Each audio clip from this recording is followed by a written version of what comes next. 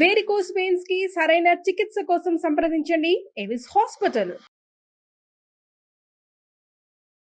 నమస్తే, మీరు చూస్తుంది సుమన్ టీవీ. నేను మీ కీర్తి. ముందుగా ప్రేక్షకులందరికీ భోగి పండుగ శుభాకాంక్షలు. నాతో పాటు అనంతలక్ష్మి అమ్మగారు ఉన్నారు.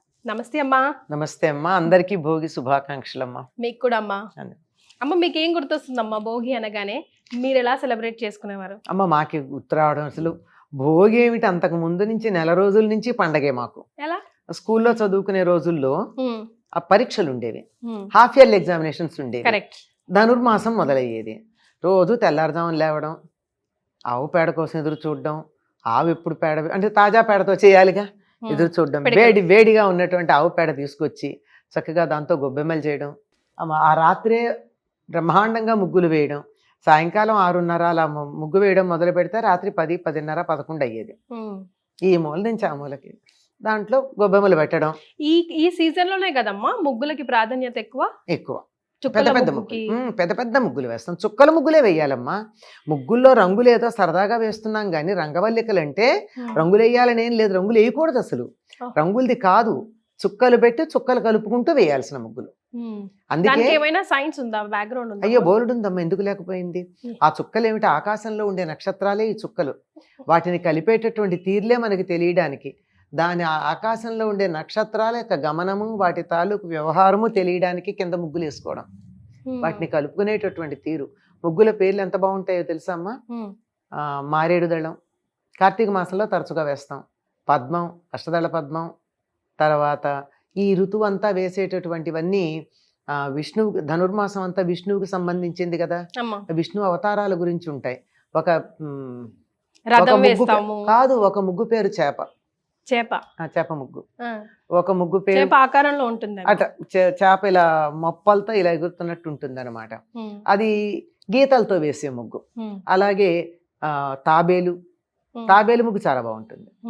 ఇవి వేస్తాం. తర్వాత ఈ మల్లె పందిర్లు అనేవని రకరకాల పేర్లు ఉన్నాయి అనుకో. అంటే వీటిల్లో పురాణ విజ్ఞానం చూడమ్మా. ఇప్పుడు మత్స్యావతారం, కూర్మావతారం తప్పనిసరిగా ఇప్పుడు మనం తెలుసుకోవాల్సిన విషయాలే కదా. అలాగే ఇక్కడికి వచ్చేటప్పటికి రథం ముగ్గు ఎప్పుడు వేస్తాం? పండగ నాడేస్తాం. ఎందుకంటే సంక్రాంతి నాడు సూర్యుడు యొక్క రథం మారుతుంది దిశ. అందుకని పండగ నాడేమో రథం లోపలికి వస్తున్నట్టు, కనుమ నాడేమో రథం బయటికి వెళ్తున్నట్టు వేస్తాం.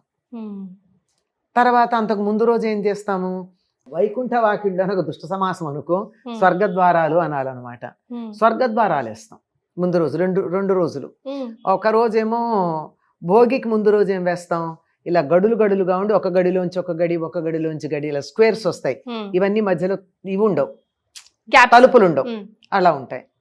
భోగినాడు ఏం చేస్తాం? ఈ గ్యాప్స్ అన్ని ఓపెన్ చేసి వేస్తాం. అంటే స్వర్గద్వారాలు తెరుచుకున్నాయి. అంటే అంతరిక్షంలో జరిగేటటువంటి విశేషాలన్నింటినీ మనం ఇక్కడ ముగ్గుల ద్వారా తెలియజెప్పడం అంత విశేషమమ్మా. నాగబంధం, ముగ్గుల్లో పేర్లు. పద్మబంధం, పద్మం వేరు, పద్మబంధం వేరు.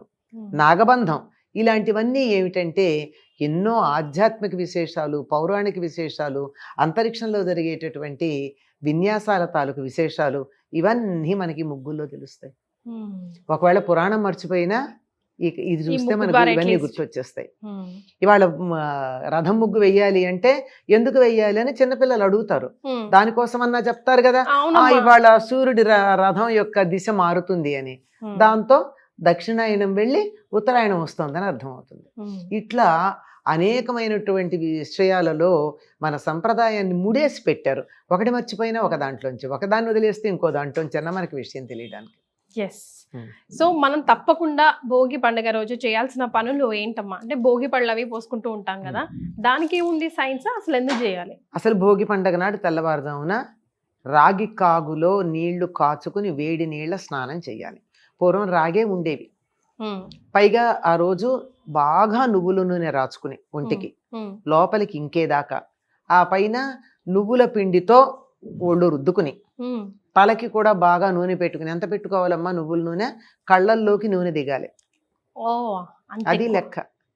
అరికాళ్లల్లో నూనె రాచినా బాగా, మాడు మీద బాగా ఎక్కువ నూనె పెట్టుకున్నా కళ్ళల్లోకి ఆవిర్లు వచ్చేసి నూనె దిగుతుంది. అంటే కంటి చూపు ఎంత బాగుపడుతుందో ఆలోచించండి. ఆ విధంగా నూనె రాచుకుని శుభ్రంగా వదిలేటట్టుగా ఈనాటి షాంపూల్లాగా రసాయనిక ద్రవ్యాలు కాకుండా కుంకుడుకాయ, శ్రీకాయ ఇట్లాంటి వాటితో శనగపిండి పెరుగుతో కూడా రుద్దుకుంటారమ్మా, ఆ రెండు కలిపి. అలా ఉన్న జిడ్డంతా వదిలించుకుని సూర్యోదయానికన్నా ముందే తలంట్లు అయిపోవాలి.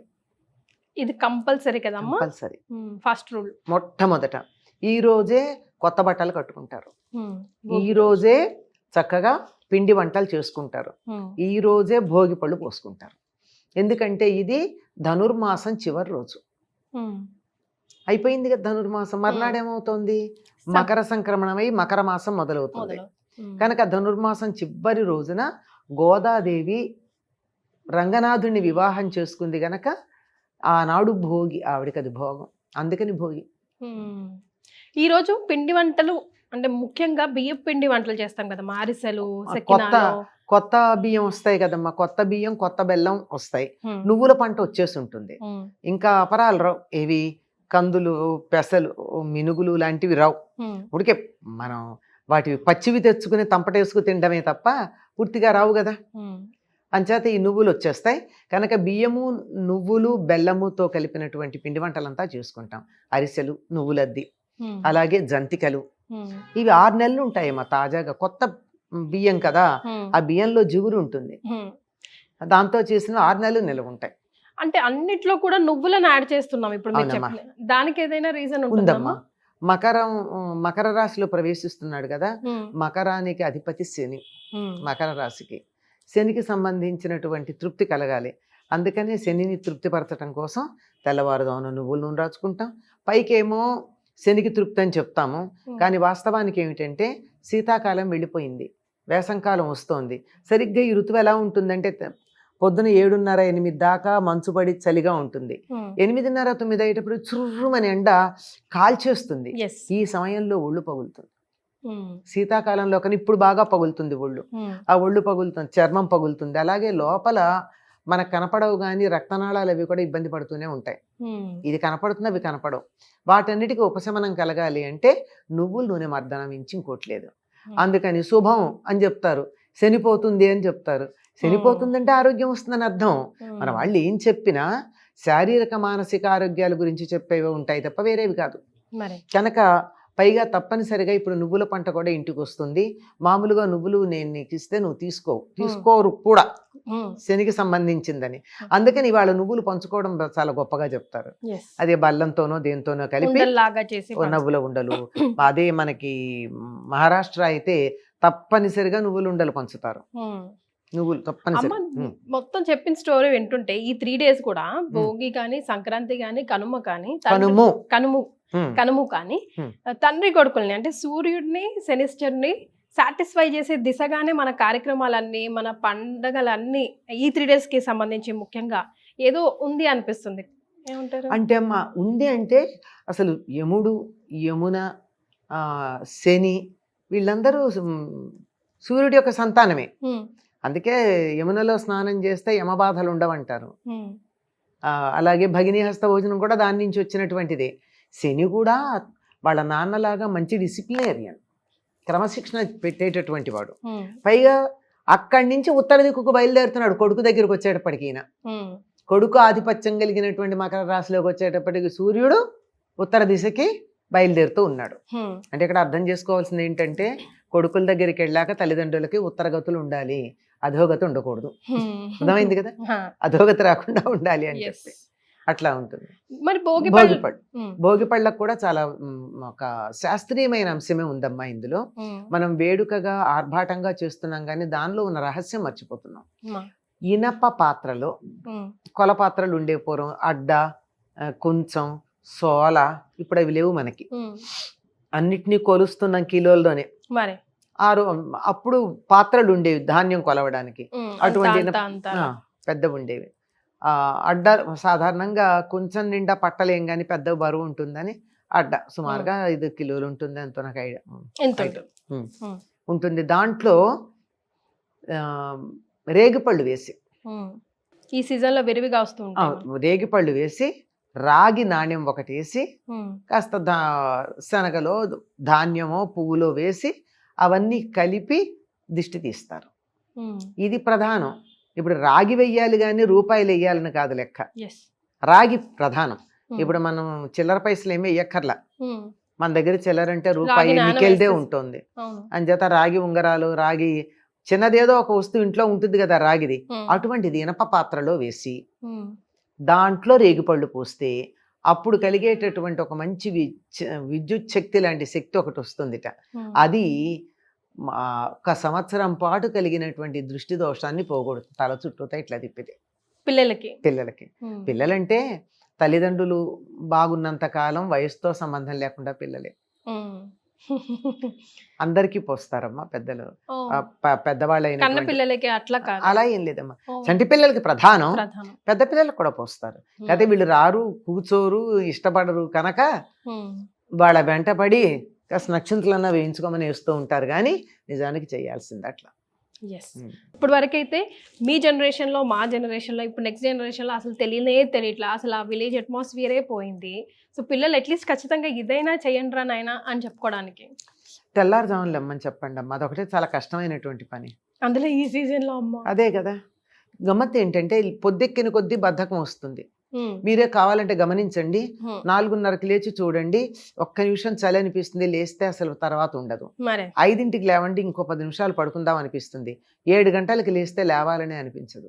ఉమ్, ఆ వాతావరణంలో ఉండేటటువంటి మార్పు అటువంటిది కనుక కార్తీక మాసం కానీ ధనుర్మాసం కానీ తెల్లవారుజామున లేవమని చెప్పడంలో ఉద్దేశం ఏమిటంటే, వాతావరణానికి మీరు అనుకూలంగా ఎక్లమటైజ్ అంటారు ఆంగ్లంలో. ఉమ్, వాతావరణానికి మనం సర్దుబాటు చేసుకుంటాం శరీరాన్ని, దానివల్ల ఆరోగ్యం చాలా బాగుంటుంది. హఠాత్తుగా వచ్చే మార్పు కన్నా మనం కూడా చూడండి, నిన్నటి దాకా చలి ఉండి, ఉమ్, గడ్డ కట్టే చలి ఉండి, ఇవాళ హఠాత్తుగా ఎండొచ్చిందనుకోండి తట్టుకోలేం. మరే. క్రమక్రమంగా చలి తగ్గి ఎండొచ్చిందనుకోండి పెద్ద సమస్య అనిపించదు. ఎస్. అది చేయాల్సింది, అలవాటు పడడం కోసం చేయాల్సింది. తప్పనిసరిగా పిల్లలకి దృష్టి దోషం పోవడానికి ఈ భోగి పని చేయాలి. పళ్ళు. ఇందులో ఇంకో చెప్తాను మీకు విషయం. అమ్మా. రేగుపళ్ళేమో సూర్య సంబంధం, ఉమ్, ఇనుమేమో శని సంబంధం, ఉమ్, వాళ్ళిద్దరు కలవడం ఉంది. ఎస్. మరి రాగి- వాళ్ళకి పడదంటారు కదమ్మా అసలు. ఎవరు చెప్పారు? తండ్రి కొడుకులు పడదని ఎవరు చెప్పారు? అంటూ ఉంటారు కదమ్మా. ఏమీ అసలు లేదు. సూర్యుడికి లోకంలో చాలా అనుకుంటారు, వాటిల్లో అలా ఉంటాయి. మళ్ళీనేమో రాగి కూడా సూర్యుడికి సంబంధించినటువంటి లోహంగా చెప్తారు. ఉమ్, ఇవి కలిసేటప్పటికల్లా చక్కని విద్యుత్ వస్తుంది. మీరు ఇందాక కూడా అడిగారు, ఉమ్. సూర్యుడు శని వీళ్ళిద్దరికీ సంబంధం అంటారు కదా అని. అదే మరి. ఎస్. అయితే మనం అసలైన విషయం మర్చిపోతున్నాం. భోగి మంటలు. భోగి మంటలు, దానికి శాస్త్రీయమైనటువంటి విషయం ఏముందో పెద్దగా మనకి శాస్త్రాల్లో లేదు. భోగి మంటలు వేసుకోవడమే ఉంది. ఉమ్, కాకపోతే ఉత్తర దేశం వాళ్ళు ఏమంటారంటే ఇది యజ్ఞావశిష్టము అంటారు, ఉమ్, యజ్ఞానికి సంకేతంగా. ఉమ్, కానీ మనం వేసుకునే భోగి మంటలు పాచమొహంతో వేసుకుంటాం మరి. కదా, ఎస్. అది కాదు. కానీ ఉత్తర దేశంలో ఎందుకు చెప్తారంటే, ఈ రోజున కొత్తగా ఉపనయనం అయినటువంటి పిల్లలు పసుపు రంగు బట్టలు కట్టుకుని ఉమ్, ఆ అగ్నిహోత్రం రాజేసి వాళ్ళు కొత్తగా నేర్చుకున్నటువంటి సంధ్యావందనాన్ని అక్కడ అభ్యాసం చేస్తారని, భోగి మంటలు దానికి అవశేషం అని చెప్తారు. కానీ సంప్రదాయం ప్రకారం బ్రహ్మచారి అగ్నికార్యం చెయ్యడు ఉమ్. పెళ్ళైతే గాని. కానీ సామూహికంగా ఉమ్. చేసుకునే ఒక యజ్ఞం లాగా చెప్పుకోవచ్చు అది కదమ్మా? ఇంకేంటంటే ఎలా చేస్తారంటే, ఎవరిది ఎవరు ఏ ప్రాంతంలో ప్రధానమైన పండగ చేసుకుంటారో ఆ పండగకి ఇళ్ళన్నీ శుభ్రం చేసుకోవడం, బాగు చేసుకోవడం ఉంటాయి కదా. ఉమ్, అలా చేసుకుంటూ అక్కడ ఉన్నటువంటి ఆ చెత్త చెదారం అంతా తీసి భోగి మంటలో పడేస్తూ ఉంటారు. ఎస్. సో ఇది భోగి పండుగ విశేషాలు. అమ్మ, మరొకసారి భోగి పండుగ శుభాకాంక్షలు. అందరికీ కూడా ఈ భోగి భోగప్రదాయకమయ్యి అందరూ ఆనందంగా ఉండాలని కోరుకుంటూ భోగి పండుగ శుభాకాంక్షలు.